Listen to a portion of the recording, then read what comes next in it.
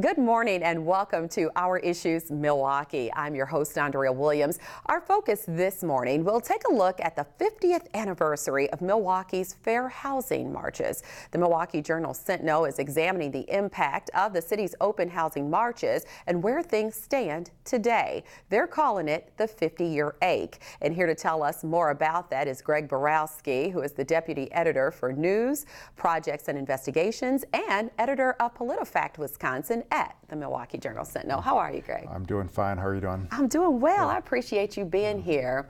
And as I stated, this year marks the 50th anniversary of the 1967 Civil Rights Marches. It gives us an opportunity to look back and then fast forward and see where we are today. Talk about why it was so important for the Milwaukee Journal Sentinel to take this journey. Yeah, well, these are really just the marches of 1967 and 1968. They lasted for 200 consecutive nights, and they're really a seminal event in the city's history because it was the first time that we had this open housing ordinance that passed at the end. It was an effort, a very grassroots effort by just average folks who lived in the city to make positive change. And now we're 50 years later. So I was born that summer, just in the months before the march. And so I know a bit of the history. I don't know all of it. And it's been an opportunity both to look back at the history, but also to say, where have we come? How far have we really gotten? Because when you read the headlines, we're bad off for segregation. We have poor education systems. We have a high African American incarceration rate. You go down the list, and a lot of these problems still exist. We wanted to look both at the history, but also why are we still struggling with so many of these same issues? Yeah, why are we still struggling, and where do we go from here? That's another question. So, as you mentioned, 200 days of open housing marches, and a few of the key players in this historic event was the Honorable Vel Phillips, the late Father James Groppi, and the NAACP Youth Council.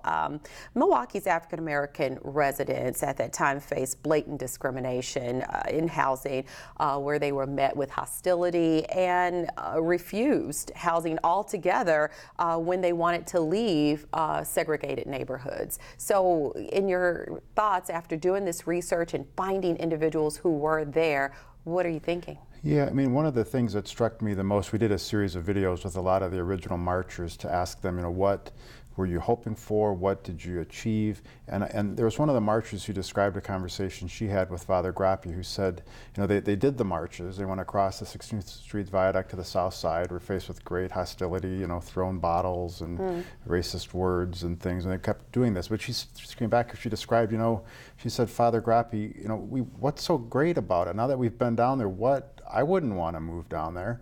And he said, look, it's not that you have to want to move there. It's that they don't want you to move there. They're limiting your choices and your options, and that's the problem with it. And that's really what they were trying to tackle, was to say, okay, why are folks limited from where they can move? Why are there redlining issues and things that prevent people from moving? And that was, to me, was one of the really things that crystallized what they were fighting for. It wasn't that I have to move there, but someone's telling me I can't, but you should be able to. You should have that ability to move, freely in the community and live wherever you would like to live. Yeah, and I watched a lot of those videos, and one of the ladies said, I didn't necessarily want to move to the south side, but if I wanted to, I have that right. So I totally get that. You have this touching video, and you can tell everybody that website right now. It's a lot of good stuff there. It's jsonline.com/50year. And there was the video you put together after finding all of these people, the young people who marched with Father Groppi at that time. You had the Commando from the NAACP talking, and it was just powerful stuff, and really paints a vivid picture of the people who lived on that side of history. Yeah, there's have a great affection both for Father Groppi and what he was able to achieve. People like Vel Phillips, the sort of the names you remember. But what we wanted to really hit at too is that these were just average folks who were doing it. A lot of the people who we're talking to today, and they were teenagers, when this began. They put their own credibility on the line. They got out there in March. I mean, 200 nights is a long time. Yeah. Oh, right? yeah. And Oh, picture yeah. a Milwaukee winter, and picture how do you get 200 people? I mean, 200 people, any group of people to do anything for a week, let alone especially young people. Right, yes. yeah, and to have them stick with it, to see that there wasn't this immediate satisfaction of the progress or the passage of the legislation they were seeking, but that it took time and it took effort, and really that they stuck to it was one of the things that was really striking about it. Yeah, and I talk about how powerful this video is. I think it's fair to let all of our viewers see that right now. Father Groppi was born in Milwaukee, actually lived his whole life here. His family owned a grocery store in Bayview. He was born in the back of that grocery store, grew up there, went to Bayview High School. While he was in the seminary, he worked at a day camp in the Hillside Project area. The day camp was mostly athletic, recreation programs. And that's where he developed his rapport with the Black community. And he saw things in very personal terms. Some people might, the people who don't want a Black person living next to them, look at a Black person and all they see is Black. He looked at the children and the teenagers and their families that he was working with and saw a good third base person. Oh, he was a loving man. He was a truthful man. He was an honest man. He helped who he could, I can remember one incident where my mom was a stay-home mom and everything. She got really sick once, and my father had to take off work a lot, and we were still in school at the time. And Father Groppi knew this. He came to the house and he made my dad take money that he had missed on the job. And I was standing there, and I'm as a child, I usually get in, parents' business and that. But my father actually let him, give him money for rent that day. As I remember back on Father Groppi, he was a gentle person, but at the same time, I see him now as being very vocal, very outspoken, very militant. Kind of interesting for a priest, but that's the way he was. And it seemed like everybody would, we were sort of his flock. He was a white priest who, I guess we felt, had these ideals and ideas and convictions that a lot of the other white people at the time should have held. Father James E. Groppi loved that man to death, but he wasn't Black. But you couldn't tell, and he couldn't tell. He was a part of our struggle because he chose to identify with our struggle. He said, when a parishioner comes to me and he has a problem, he says, that's not the parishioner's problem alone. That is now a problem for me, and I must act. So you have people who are outside of their comfort zone because they see what is happening to someone else, and even though it's not happening necessarily directly to them, they take up the cause and they say, you know what, what's happening to you is happening to me. In the beginning, I listened to a lot of Black ministers that were condemning him along with the archdiocese, and it more or less built my faith up in him, that he was right. Because no other Black would step forward to take that position. So yeah, I'd say I was very admirable of him. It was just the aura about that man. He was just open. He wore his heart on his sleeve. That's how you would just fall in love with him. He was honest, and he did not have that superior attitude, I'm the father, bless you, my child. It was, let's talk. Why did he continue to to fight through all this when he didn't have to? Well, I think you reach a point at which you do have to.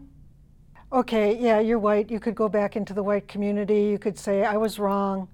I mean, he had a pretty recognizable face. He couldn't just blend back into the woodwork. But that point aside, whether he could or he couldn't, he couldn't. He couldn't internally. He couldn't because how would he live with himself? Knowing what he knew, knowing that what was driving the opposition was hate. How could he stand with hate? How could he live with himself if that's what he did? Yeah, you can ignore it for a long time, but once you're awake, you can't go back to sleep.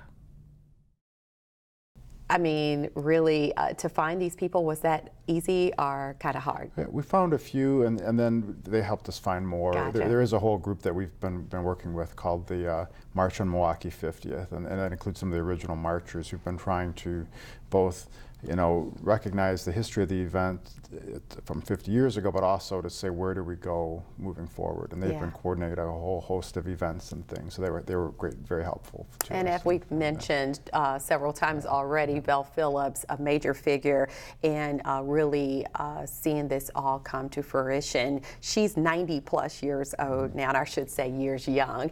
And I had an opportunity to go to her home some years back and sit down and just record a conversation, not really understanding how powerful it was at the time, but you know, in sitting there, you get it, in listening to her stories, and it's such a blessing for us to still have her here to really share how she felt and all of her accomplishments. I mean, not only was she the first woman and first African-American woman in the Milwaukee Common Council, she went on to be a lot of firsts in the state of Wisconsin. So I found some audio from that interview, and we should take a listen. Okay. I was the first woman ever to sit, and I used to say, so people would get it straight, I was the first woman, black or white.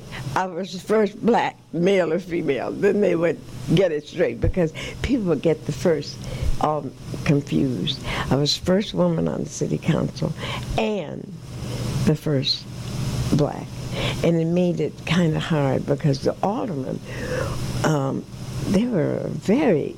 they just didn't know what to think. They'd never had a woman, you know, didn't want me to use the bathroom because the bathroom was for the aldermen. And they never had a woman, and they never had, as they said, a Negro or a colored person. So here this person comes in, and actually I was like a woman and a half because I was pregnant. And then on top of that, to really let them know I was a woman, I was pregnant, 5 months pregnant. So it was not easy at all. It was quite something because, see, the newspapers played him up. They were so fascinated with this white priest and these black ghetto kids, you know, from the hood, that it just was like the Pied Piper kind of thing, you know. And so they'd run up to him and say, when is the next open housing ordinance? When will that be introduced?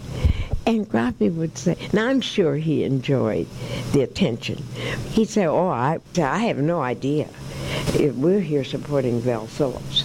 She's the one that's introducing. He would always give me that credit. And he would never try to pretend as though it was his thing. You know, we're just here to support Val. You check with her. She's the one it's her show. Groppi was a dear, dear person. I loved him. I came to see him and would feed him when he was in the hospital, and he couldn't even talk. And he would just say thank you with his eyes. He'd look at me when I put the spoon by his mouth, and he'd look at me, and he could never say anything, but his eyes and expression said, I love you. That's some powerful stuff that she's able to vividly look back and remember all those things. Yeah, I used to cover City Hall, and she would sometimes come down for different events and things, and she would always, it would stop the room. You would know she's there because she had such a presence, has such a presence, and she's not a tall, commanding person, but very petite, but still that presence is there. Yeah. I totally agree with you on that. The Milwaukee Journal Sentinel is going to be taking a look at different issues each month, and you're also creating a space for people to have a much needed conversation about all these things, right? Yeah, I mean, a lot of times, the media might write a story and be done with it, and we felt like this is an ongoing problem, all of these issues that we need to discuss. You can't handle them in one piece or one story, and you can't even just handle them on your own pages or your website. So our plan is throughout the next year, 200 days plus, to do at least one major story every month that looks at a key issue, things like segregation and housing patterns and rents and things like that. And then we're going to have a series of community discussions. We had one this past week that looked at the housing issue, and we really want the community to give us their suggestions and feedback, because this is a two-way street. We don't want to just say, here's what we think is important. We want to hear what the audience and the readership and people in the community think is important, and to help us drive what we're going to cover. So if you go to that website, jsonline.com/50year, there's opportunities there to tell us your story, to give us tips, to give us suggestions, and that's what we hope this conversation will lead to. That's what it's all about. Thank you so much for coming by, and you are more than welcome to come by here and keep our viewers up to date with all the different things that's going on. To do it. Please do. Thank you for your time. Greg Borowski is the Deputy Editor for News, Projects, and Investigations, and editor of PolitiFact Wisconsin at the Milwaukee Journal Sentinel. Keep your eyes open for their series, The 50-Year Ache in the Journal Sentinel. You can find out more again at jsonline.com/50years. When we return to Our Issues Milwaukee, we'll take a look back at an interview I did with a local author, Paul Geenan, about civil rights activism on Milwaukee's South Side. We'll be right back after this.